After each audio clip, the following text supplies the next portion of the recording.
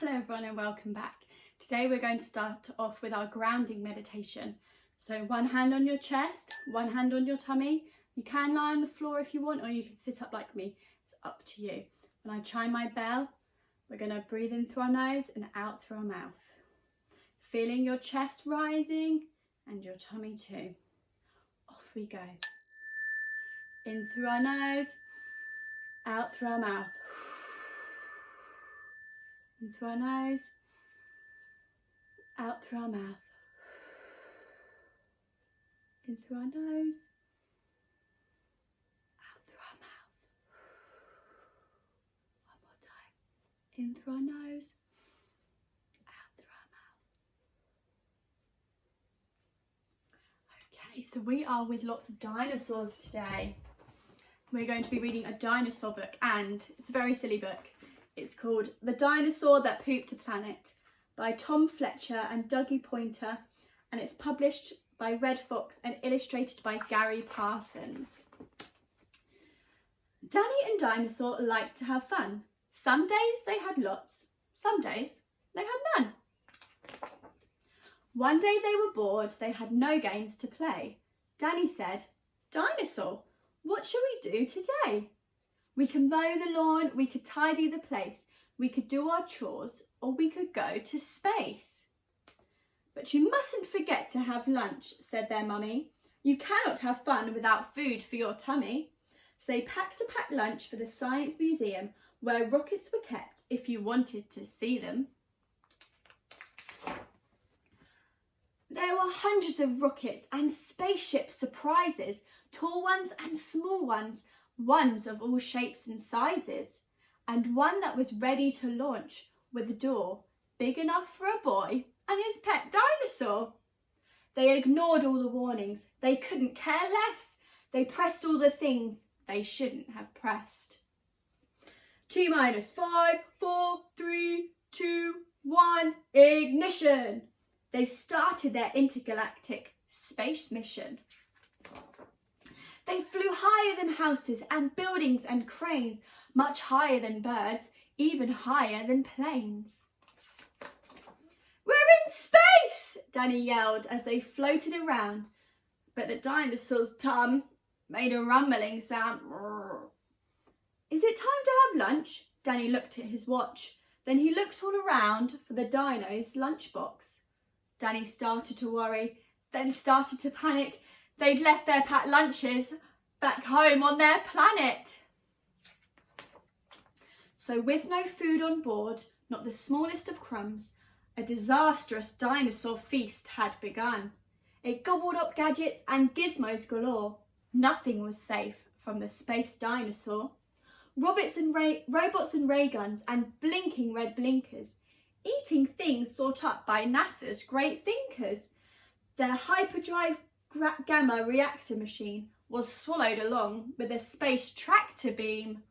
Oh my goodness, how is he not full up? It chewed and it chomped on the spaceship controls.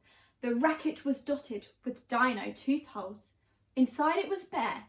The spaceship was empty. Outside there were more things to eat. There was plenty. It broke down the door with a cool ninja chop. Out in space, dinosaurs are much harder to stop. It chomped on the moon like a big chunk of cheese, then shoved even more in its mouth with a squeeze. It munched on Martians from Mars and their cats. Their cats are like ours, but their cats wear cool hats. Satellites, Saturn, and 6 supernovas. Space-shifting saucers and 7 space rovers. It guzzled 5 gallons of fuel from the tank, and Danny's jaw dropped as he watched what it drank. With a crunch and a crack and a nom nom nom nom, in one dino gulp, their rocket was gone. Now nothing was left. All Danny could see was a fat dinosaur where the rocket should be.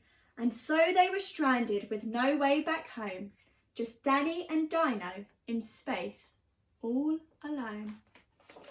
Now Danny was crying. He cried and he cried. He cried and his tears filled his spacesuit inside. Unless they were going to stay there forever, The dinosaur needed to do something clever. With a feeling of guilt deep down in his gut, its brain brewed a plan involving its butt. It knew there was only one thing it could do. To get them back home, it needed to... poo! Oh my goodness! Like a poop-powered rocket, the dinosaur flew. Dan hopped on its back and he watched as it pooed.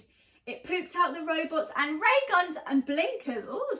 The things NASA's thinkers thought up were now stinkers. It pooped out the moon, it pooped out the stars. It pooped the space rovers and Martians from Mars. When Danny looked back, he could see a poop trail. From far out in space to the dinosaur's tail.